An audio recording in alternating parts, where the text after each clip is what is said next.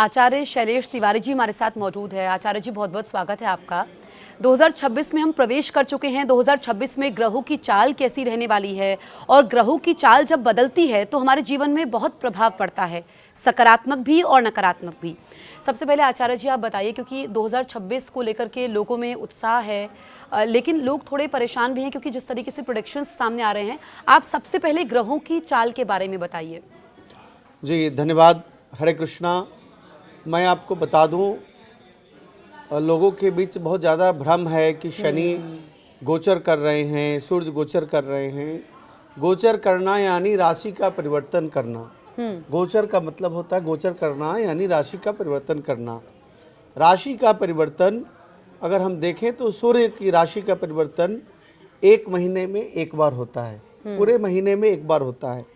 जबकि चंद्रमा का राशि परिवर्तन 2.5 दिनों में एक बार होता है। अच्छा। हर 2.5 दिनों में एक बार होता है।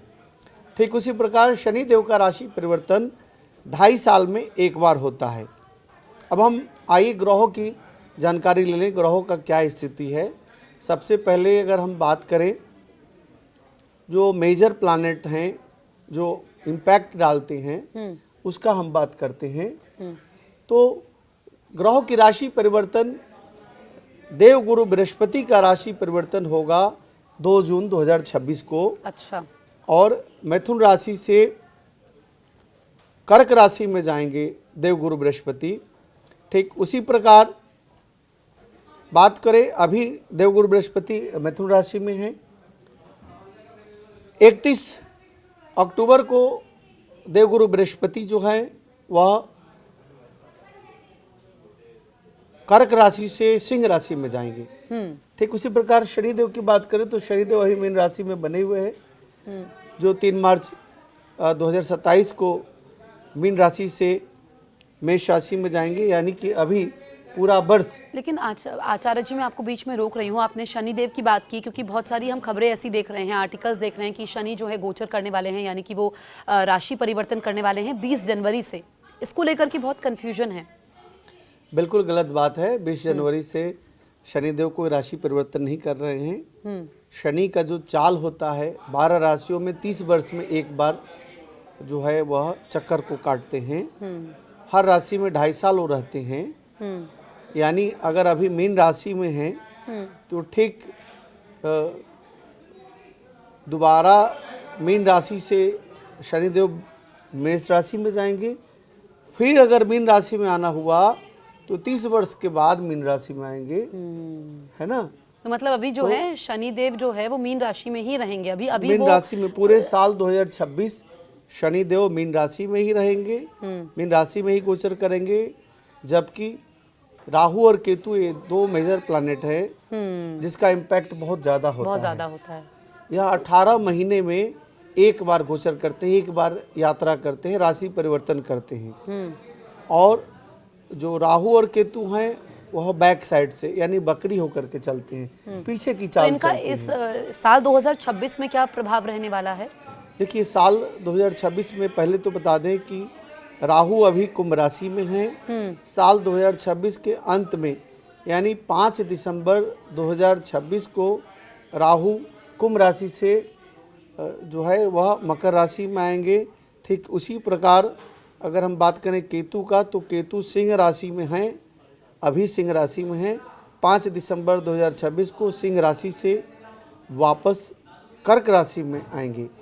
तो इस प्रकार से मैंने आपको बताया बृहस्पति की चाल, शनिदेव की चाल, सूर्य की चाल, चंद्रमा की चाल, राहु और केतु की चाल। तो इस प्रकार मेजर प्लैनेट जो हैं उनका परिवर्तन, जैसे बृहस्पति के परिवर्तन से बहुत बड़ा परिवर्तन होता है। तो बृहस्पति जब परिवर्तन करेंगे तो जैसे सोना चांदी की आप बात कर रही हैं, तो अभी सोना मतलब कारोबार के लिहाज से अगर हम देखें, या क्योंकि सोने और चांदी के दाम जो है रिकॉर्ड हाई रहे हैं, तो व्यापार के लिहाज से देखें या जिनको इन्वेस्टमेंट करनी है उसके लिए कैसा रहेगा?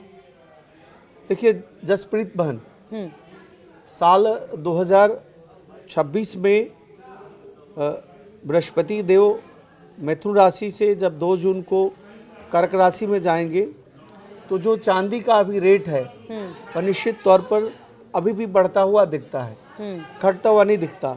चांदी साल 2026 के अंत तक हम 3 लाख से 4 लाख के बीच देख रहे हैं, या 4 लाख से 5 लाख पहुंच जाए, कोई बड़ा आश्चर्य की बात नहीं है। अच्छा। ठीक उसी प्रकार हम सोने की बात करें तो सोना गोल्ड जो है अभी 1,40,000 45,000 10 ग्राम का है।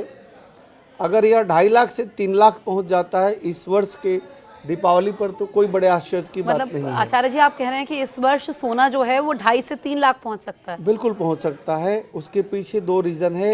एक तो पूरी दुनिया के लोगों ने अभी रिजर्व नहीं किया है, पूरी दुनिया के लोगों ने गोल्ड को रिजर्व नहीं रखा है, और अमेरिका जो है गोल्ड रिजर्व करके शुरू कर दिया रखना, और चाइना भी धीरे धीरे गोल्ड को रिजर्व कर रहा है। तो बहुत सारे अभी कंट्री जो है उन्होंने गोल्ड को खरीदा ही नहीं है, और बहुत सारे ऐसे चीज़ हैं, इलेक्ट्रॉनिक्स चीज़ें हैं जिसमें गोल्ड की खपत बहुत ज़्यादा है। ऐसा ना आप समझे कि सिर्फ ऑर्नामेंट्स गहने में ही गोल्ड का खर्च है। तो साल 2026 में टेक्नोलॉजी में जब ग्रोथ होगा, आर्म्स एंड एम्यूनिशंस में ग्रोथ होगा, आप देखेंगे युद्ध की स्थिति बनेगी। अभी जो स्थितियां चल रही है उसमें ज़्यादा भयावह स्थिति होगी। आप देखेंगे कि आने वाले समय में चाइना जो है ताइवान पर वार करेगा। मतलब ये जो आप प्रोडक्शन दे रहे हैं युद्ध को लेकर के, क्योंकि आपने वेनेजुला अमेरिका का जिक्र किया और 2026 की शुरुआत में ही हमने ये सब देखा, तो चाइना ताइवान को लेकर के आप कह रहे हैं कि ऐसा चाइना होगा ताइवान 2026 में? चाइना ताइवान का युद्ध की स्थिति बनेगी, और युद्ध होगा। वेनेजुला अमेरिका के भी चल रहा है। आप देखिएगा कनाडा भी अमेरिका के खिलाफ होगा, बहुत ज़्यादा खिलाफ होगा। रूस और यूक्रेन की युद्ध में अचानक मोड़ आएगा जब रूस एक बड़े डिसीजन पर आएगा। या तो रूस पूरे साल 2026 में पूरे यूक्रेन पर कब्जा कर लेगा, अथवा निश्चित तौर पर यह तीसरे world war, third world war का इंडिकेशन दिखा रहा है। मतलब आप आचार्य जी बहुत बड़ी भविष्यवाणी कर रहे हैं कि रूस पूरी तरीके से यूक्रेन पर साल 2026 में कब्जा कर लेगा। साल 2026 पर 2 जून आते आते आप देखिएगा, इसको आप नोट कर लीजिए। आगामी 2 जून में बृहस्पति का परिवर्तन देगा, और इन सब के कारण रूस यूक्रेन पर पूरी तरह से कब्जा कर लेगा, और इसके कारण आने वाले समय में वर्ल्ड वार की स्थिति बनेगी। युद्ध होगा, युद्ध होकर के ही रहेगा, और युद्ध के होने के कारण गोल्ड, सिल्वर, तांबा और जो भी धातु हैं वह धातु में बहुत ज़्यादा तेज़ी आएगी, बहुत ज़्यादा तेज़ी आएगी। ठीक उसी प्रकार ज़मीन में डाउनफॉल दिखता है। रियल एस्टेट जो है, जो बहुत अच्छे पोजीशंस पर है। आपने देखा रियल एस्टेट कैसे पिछले 2 सालों में डबल हो गया, 100% ग्रोथ हुआ। तो रियल एस्टेट में 30 से 40% का गिरावट दिखता है। जहाँ तक रुपए की बात है, डॉलर और रुपए की अपेक्षा में डॉलर का रेट और बढ़ेगा, रुपए का स्थिति खस्ता हाल होगा, रुपए का रेट घटेगा। डॉलर आने वाले अभी 90 से लेकर के 95 और 95 से 100 के करीब मुझे दिखता है। बिल्कुल शैलेश जी, तो आप बड़ी बातें बता रहे हैं, और जो दर्शक इस वक्त हमें देख रहे हैं, मुझे लगता है कि बहुत सारा कन्फ्यूजन उनको होगा, और जो ये भविष्यवाणी कर रहे हैं, जो प्रोडिक्शन बता रहे हैं कि जून आते आते बहुत सारे बदलाव देखने को मिलेंगे। अगर हम विश्व के लिहाज से देखें, हमने युद्ध की बात कर ली आचार्य शैलेश जी, अगर हम बात करें यहाँ पर तमाम मुल्कों की जहाँ पर हमने सत्ता परिवर्तन देखा, विद्रोह की चिंगारी देखी, चाहे हम बांग्लादेश की बात करें या इस वक्त ईरान में जिस तरह के हालात बने हुए हैं, तो ये उथल पुथल बाकी मुल्कों के साथ भी रहेगी? देखिए, बहुत जल्दीबाजी की बात कर रहा हूँ। 14 जनवरी को सूर्य देव जो हैं वह दोपहर 3:07 में धनु राशि से मकर राशि में आएंगे, और इसके कारण मकर संक्रांति पूरे देश में मनाया जाएगा। एक तरफ हम मकर संक्रांति, बिहू, पोंगल, उत्तरायण, इस तरह का हम लोग पर्व मनाते हुए देखेंगे, और दूसरी तरफ सत्ता परिवर्तन भी देखेंगे। अच्छा, यानी कि हम कह सकते हैं कि जैसे सूर्य उत्तरायण होंगे, सूर्य उत्तरायण होने के बाद विवाह का मुहूर्त शुरू हो जाता है पूरे देश में, शुभ काम शुरू हो जाते हैं। खरमास एक्चुअली उसको खरमास इसलिए नाम दिया गया है, राशि का परिवर्तन। मतलब कोई शुभ कार्य उस समय नहीं करते, शुभ काम में नहीं होता, क्योंकि सूर्य का जो धनु राशि में आना होता है, वृश्चिक से धनु राशि में, तो खरमास कहलाता है। और इस स्थिति में कोई शुभ काम नहीं होता। तो सूर्य उत्तरायण होंगे 14 जनवरी को, उत्तरायण होते ही शुभ काम शुरू हो जाता है। और शुभ काम में आप ये भी देखेंगे कि अमेरिका जो है वह अपनी लड़ाइयाँ शुरू कर देगा और ईरान में सत्ता परिवर्तन करेगा। अच्छा। आप आने वाले समय में देखिएगा बेल्जियम में सत्ता परिवर्तन, निश्चित तौर पर बेल्जियम में सत्ता परिवर्तन होगा। उसके अलावा आप देखेंगी ग्रीनलैंड पर आने वाले समय में अमेरिका कब्जा कर लेगा। जो बार बार 14 जनवरी के बाद आप देखिएगा ग्रीनलैंड पर कब्जा हो जाएगा, बेल्जियम पर कब्जा, सत्ता परिवर्तन हो जाएगा, वहाँ के शासक को हटा दिया जाएगा। उसके अलावा आप देखेंगी वियतनाम पर जैसे चाइना अपना प्रभाव दिखाएगा तो चाइना से भी वार की स्थिति होगी और यहीं से वर्ल्ड वार का जन्म कहिए, वर्ल्ड वार 3 का शुरुआत का हम कह सकते हैं कि 14 जनवरी से लेकर 2 जून के बीच जो समय है यह बहुत ही महत्वपूर्ण समय है पूरी दुनिया के लिए। और इसी फेज़ में, इसी पीरियड में रूस जो है वह यूक्रेन पर पूरी तरह से कब्जा कर लेगा अथवा युद्ध की स्थिति बड़ी बात शुरू है हो आप जाएगी। आचार्य जी बता रहे हैं, क्योंकि पूरी दुनिया के लिहाज से और जब भी ऐसी स्थिति बनती है तो दुनिया 2 हिस्सों में बढ़ जाती है। दुनिया 2 हिस्सों में बच जाती है और आर्थिक क्षति बहुत ज़्यादा होती है, शारीरिक क्षति होती है, मानसिक क्षति होती है, जीव जंतु का, मनुष्य का, सबका नुकसान होता है। बिल्कुल। और ये हम यह देख भी निश्चित रहे हैं तौर कि पर इस सदी में भी, क्योंकि आप जो कल्पना नहीं की थी हमने युद्ध की वो सब हम अपनी आंखों से अभी देख रहे हैं। अच्छा शैलेश जी, अगर हम भारत के लिहाज से बात करें, अपने देश की बात करें, तो किस तरीके से यहाँ पर राजनीतिक उठक पटक देखने को बिल्कुल मिल आप सकती है? देखिए बहन, 5 जनवरी 1955 का जो जन्म है और विशेष रूप से भागेश जो है वह धनु राशि का सूर्य और राहु और बुध के साथ बैठे हुए हैं दीदी ममता बनर्जी की कुंडली में। यह वहाँ पश्चिम बंगाल में सत्ता शासन में परिवर्तन कराएगा। अच्छा। साल 2026 में पश्चिम बंगाल का जो चुनाव है वह सत्ता शासन का परिवर्तन कराएगा। बड़ी बात आप बोल बहुत रहे बड़ी हैं। बात कर रहे हैं। और 14 जनवरी के बाद से लेकर के 14 फरवरी के बीच में मणिपुर में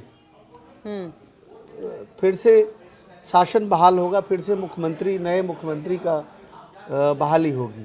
हम कह सकते हैं कि असम, पश्चिम बंगाल, तमिलनाडु इसके चुनाव से पहले सत्ता शासन की बहाली मणिपुर में हो जाएगा और मणिपुर में सत्ता शासन की बहाली होगी।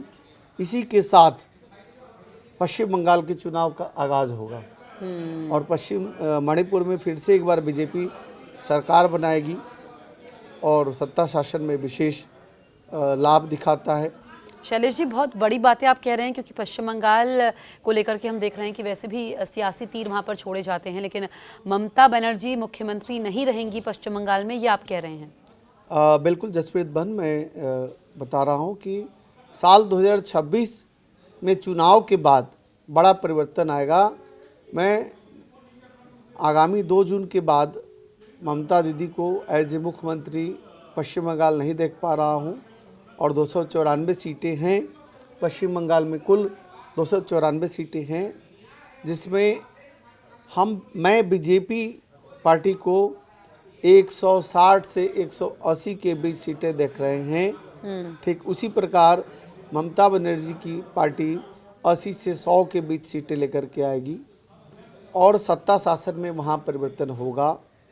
ठीक उसी प्रकार अगर हम असम की बात करें तो असम इस बार आसान नहीं होगा मुख्यमंत्री हेमंत बिश्व शर्मा जी के लिए, लेकिन एजीपी के साथ गठबंधन उनके लिए लाभकारी रहेगा और फिर से वह सत्ता शासन में तो ये सब जो आप वापसी करेंगे। बता रहे हैं सियासी सिनेरियो क्या रहने वाला है, कि ग्रहों की चाल पे ही ये सब कुछ ग्रहों के चाल पर,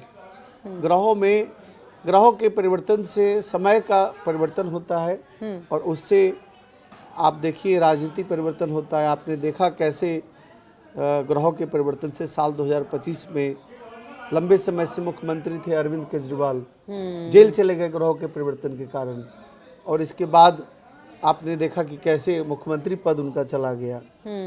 तो ठीक उसी प्रकार हम कह सकते हैं कि तमिलनाडु की सत्ता शासन में भी बहुत बड़े परिवर्तन आएंगे।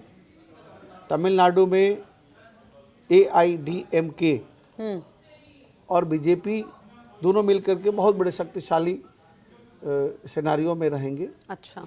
और कह सकते हैं बीजेपी वहाँ एक मजबूत विपक्ष की स्थिति भी निभाएगी। ठीक है। हालांकि डीएमके की सरकार की हम पुनर्वापसी बहुत परेशानी से देख रहे हैं, कोई आसानी से नहीं देख रहे हैं।